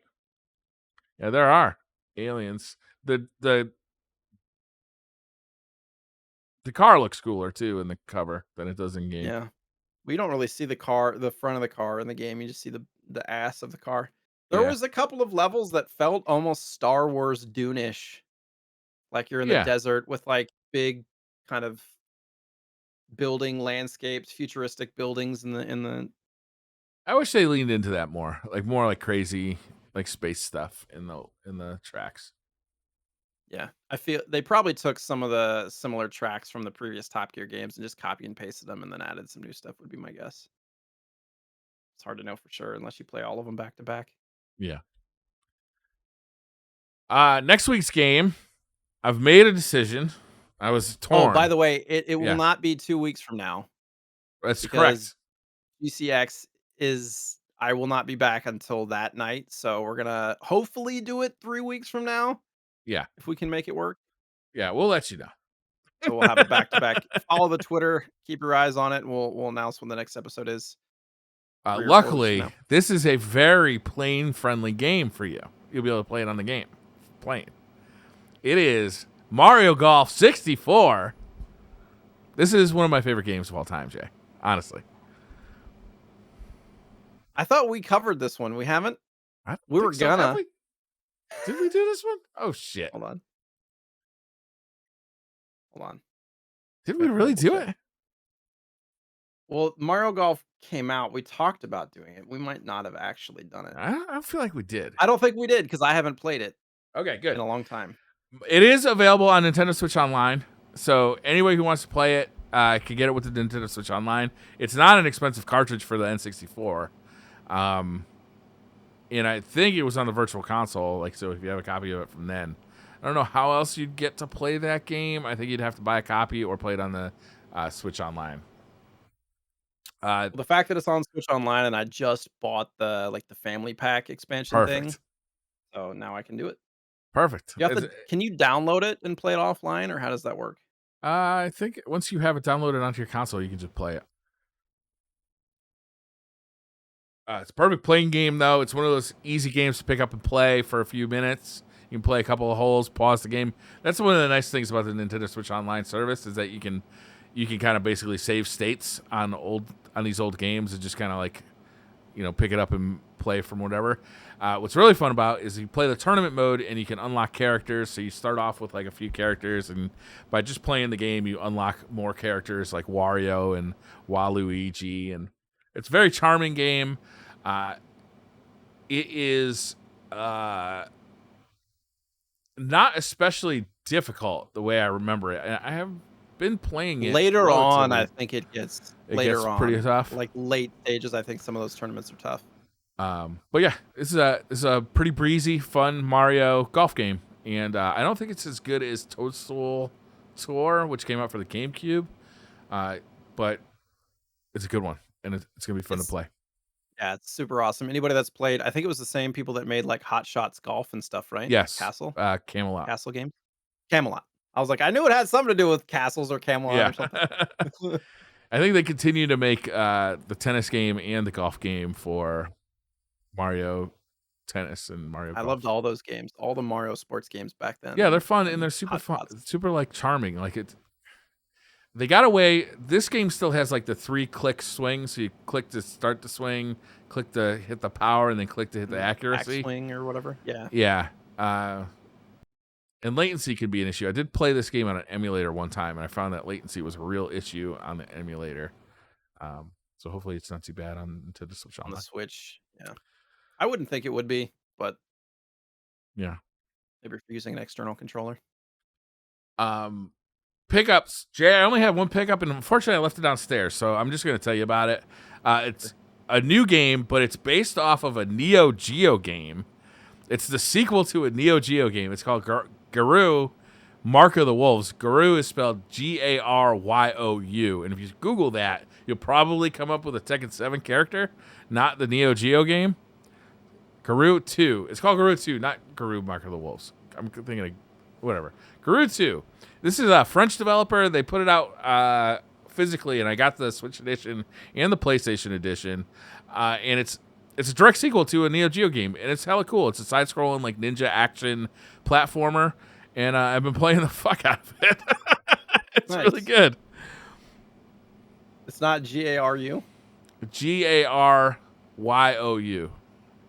I think. Oh, Garu, Mark of the Wolves? No, that's a different Neo Geo game. Oh, Garou. ROU 2. No, that's Mark of the Wolves 2. So that's a fighting game. Oh. I literally searched the thing that you put. I cannot find it. Garou Ninja? I'm Googling it. I make sure I'm getting the spelling right. Ganryu? Maybe it's Ganryu. Ganryu. There it is. It's Ganryu. Okay. Ganryu. And there's an old it's based off an old Neo Geo game that I had never played before, but this French company decided to make a sequel to it recently, and they even came out with a physical release for both the Switch and the PlayStation, and it's hella good. Which system did you buy it for? Both. I bought both. You have 2 physical copies? Yeah, I got one for the Switch and one for the PlayStation. You are a ham. It's hilarious. Never And heard of then, this game. I'm gonna buy it for 2 systems. yeah, I didn't know which one I'd. Sometimes you get the Switch version and it's no good. It's like it's choppy and it doesn't run good. You know how it is. I don't, but I'll believe you. I I I usually got to. choose one to deal with it. I Uh, I just told you I didn't want to choose. yeah, I got you. Makes sense. I'll do that I for the do have Capcom Fighters collection too, probably. yeah, I literally have the Amazon page pulled up. I will pre-order it post haste. So many good games coming out Yeah, retro style. We talked about the Turtles Cowabunga collection, which comes out in however many months. yeah. Actually I haven't had a release date late 2022, and then the The Advance Breakers Wars thing that collection, got I think, delayed. is coming soon, which is another Neo Geo collection. Capcom Fighters, which comes out next month. Yeah, Dope. I do have some pickups. let's I was see them. telling Briar before the show, I haven't opened Mercari or eBay in like a month and a half, which is a big deal for me. Like a because I've been trying to focus on other stuff. But I did trade in some things, had some credit, bought a couple of things. So I don't think I showed these on the last podcast because that was like it was literally a month ago, right? The third of okay. Tell me if I showed these on the last time. I don't think I Okay, did. I didn't have a complete copy of this. I did have the cart, but now I own a complete copy of Bomberman for NES. that is awesome looking box. Yeah. It's a It's the fairly early the original same color Bomberman scheme game of was a my pretty beer. early. Like a powder blue with Yeah, like yeah, the orange, yeah. whatnot. I don't know. Super dope. I So it like was that just I box. like having a lot of these kind of mainstay games as complete. But it was kind of hard to find like a good condition box for a decent price. Like they I don't know. What's that game like? Um I've only played Bomberman on the Super Nintendo. it's the same. It's just It's the 8 same bit. game. Those are hella good party games. You Yes. hook up a bunch of controllers and get everybody playing Bomberman because it's like one of those games that you instantly understand how to play, but the strategy is Yeah. just endless, and the laughs are endless as well. Super Bomberman is Super Bomberman and Super Bomberman 2 are probably the best in the series, really, because they were so revolutionary, and you could play 4 player through the multi-tap. The Saturn version, you can play 9 players, That's just chaos. right? That just sounds insane. Yeah. That sounds Fusion Frenzy, but with 9 players. Ugh, I don't know if I could do 9 players. How do you even sit 9 do you have 9 controllers? Like, who has 9 controllers? I don't Everybody know, bring a man. controller for a system you What don't own. whatever you need, it's worth setting up for. 9 people Bomberman. I'm not 100% sure if we covered this or not because I feel like we talked about the pronunciation, or maybe I just talked about it on stream. Um, Yggdra Union Right. for the Game Boy Nailed it. Advance. Yggdra, I believe, Yggdra. is what I've been told. So it's an Atlas game. Atlas games are expensive. This one's no No different. exception. It's an RPG. It's not even like a great RPG. It's an okay RPG, but sometimes you just got to pick up Atlas games when you can. Like they go crazy. Um, I basically bought it complete for the same price as a cart only copy. Oh, nice. So that's why I picked it up. That was like the last thing I bought on eBay before taking a break. So I guess it was a month, not a month and a half. But all right, the rest are all trade-in pickups. So I got this one's first because they're so Star Trek: The Next Generation for NES doesn't Whoa. have the manual, but I don't think this is a good game. No? I'm trying to. It's developed by Absolute. Just like look at the eyes. They're like, please don't play this game. It's not any good. Don't I do it. gotta look it up. It's just. I think it's basically like a first person. You're in the ship USS Enterprise. I don't think there's any platforming in this. I don't know. Oh my god, this is like an Atari game. It even sounds like an Atari game. It's awful. Perfect. Perfect. This one actually is a good game though, and I need your help to pronounce it. I want to call it Zexy, Xexes? XEXYZ for the NES, made by Hudson Soft. This is actually a pretty good game. Sexies. Yeah, right? In the year 2070, 2777 nuclear wars and natural disasters have long since devastated the Earth. Is that the same year we were just racing? Pretty close. They're related. I didn't have time to look up this stuff today, but there's like a flying robotic dolphin on the back. I don't know. I think it's one of those games that has like multiple different play styles on it where you're like running on the Yeah. ground or flying in space and stuff. This But game it's looks got kind of neat. it got pretty good reviews from what I saw. Looked fun. So pick that guy up. And I only have two more. These are kind of heavy hitter, rare-ish games. I'll start with the not good one first. Last Action Hero for Oh, hell NES. yeah. I love that movie. The movie was great. Oh, it's This so game is stupid and not. good. No? No, the game is not. Is it But LGN? it is not. It is Sony Image Soft. And it's an expensive game for NES. It's one of those like, games where they have a SNES and NES version that released at the same time, and I think the NES version just didn't have very many copies. So this was more I picked it up because I had credit and they listed it on eStarland, and I picked it up because it's just a rare, hard to find game.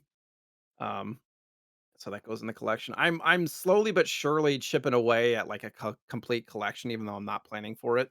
Yeah. It's just bizarre because This you get those game expensive. doesn't look good, but it doesn't look No, like the worst NES game I've ever seen. no, not the worst, but like threes and fours on the system and Yeah. stuff reviewed.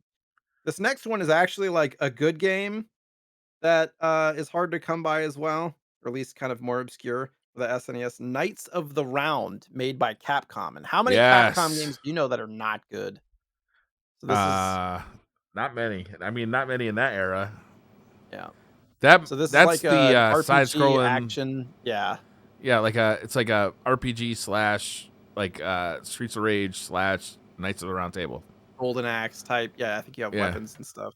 yeah, those are fucking good games. Yeah, I didn't even know they like came really out in good the SNES. Actually, RPG progression and stuff. But yeah, so in I think I got both of these from eStarland like the same day with some credit. They popped up on because I love eStarland. Their prices are reasonable. They don't give you a lot for trade-in credit, but stuff that I'm just trying to like fire sale out of here. yeah. But they have a page that shows you new stuff coming in all the time. So I'm just sitting there in the Huh. afternoon, occasionally refreshing, and then stuff will pop up, in whatever condition. Most of their stuff is in solid condition. This one has a little blip on the bottom part of the label, but most of the stuff is in pretty good shape. Because they don't accept things that are in crappy shape most of the time. That's good. Yeah. So Knights of traded the in a bunch of Round. stuff, got some cool games. Pretty happy about it. And that's it. I want to see some video of this. Yeah, this Oh, looks it's great, man. That yeah, looks it's a really good good. game. I've played. I think I played these on either the Dreamcast or the Saturn. I think it was the arcade versions. I don't actually know the history to these games. Maybe it was just a port I of don't the either. Super Nintendo. Could But be. they were fun as hell. Like, and the RPG stuff is really cool. The graphics are fantastic. Yeah. I'm excited about it. Yeah, It's one of those like good games that's expensive because people want it because it's hard to come by and it's good. yeah, Not the other way. that's nice. I like those kind of games better. Yeah, right. All right. So yeah, 3 or 4 weeks from now, I just wanted to say, if you are going to GCX, feel free to say hi. I'm gonna try to not handshake or hug. Tongue Fist kissing bumps are only. welcome. Fist bumps are welcome, but you're more than welcome to say hi. If you know me from this podcast, I love hearing that as opposed to like other stuff. It's like, hey, that's Jay from RetroSlot. I'm like, hey, it feels good. So yeah, definitely say hi. And yeah, I'm excited and nervous. So what are you doing for the next few weeks? I'm not going to GCX. We are doing the charity stream for GCX, which I believe is next Wednesday. So that'll be a big event. I've ordered a bunch of comically stupid accessories for that. We've been brainstorming of all the dumb shit we can do to each other. That's gonna be a hell of a good stream. That'll be 4 hours of just nonsense. I think we're gonna be doing the Nutbush live. If you've never heard of the Nutbush, it is a dance based off Nutbush City Limits, the song from Tina Turner. Apparently, it's huge in Australia, so we're learning that, and we'll be doing the Nutbush for sure. You'll be doing the Nutbush. You can't say you're not curious. You can't say it. Just whatever you do, don't add for the kids at the end of that. The Nutbush, for the kids. There was a lot of that going on during our charity block, just saying awful things and that we were doing for ourselves in this thing for the kids at the end. It's like, it's funny, but it's fucked up. It is fucked up. But yeah, so support the kids of St. Jude. And yeah, should be fun. I'll check it out. I'll stop in.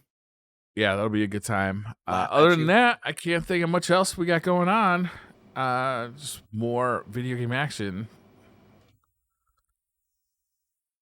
I am getting tired. I gotta pee, actually. You gotta pee? I gotta pee. Let's wrap this joint up, Jay. Have a wonderful 3 weeks. We'll see you in 3 weeks. Talk about some Mario Golf and some other retro news. Hear about how Jay's adventures in Florida went. And we'll see you then. Bye, everybody. Thanks. Bye.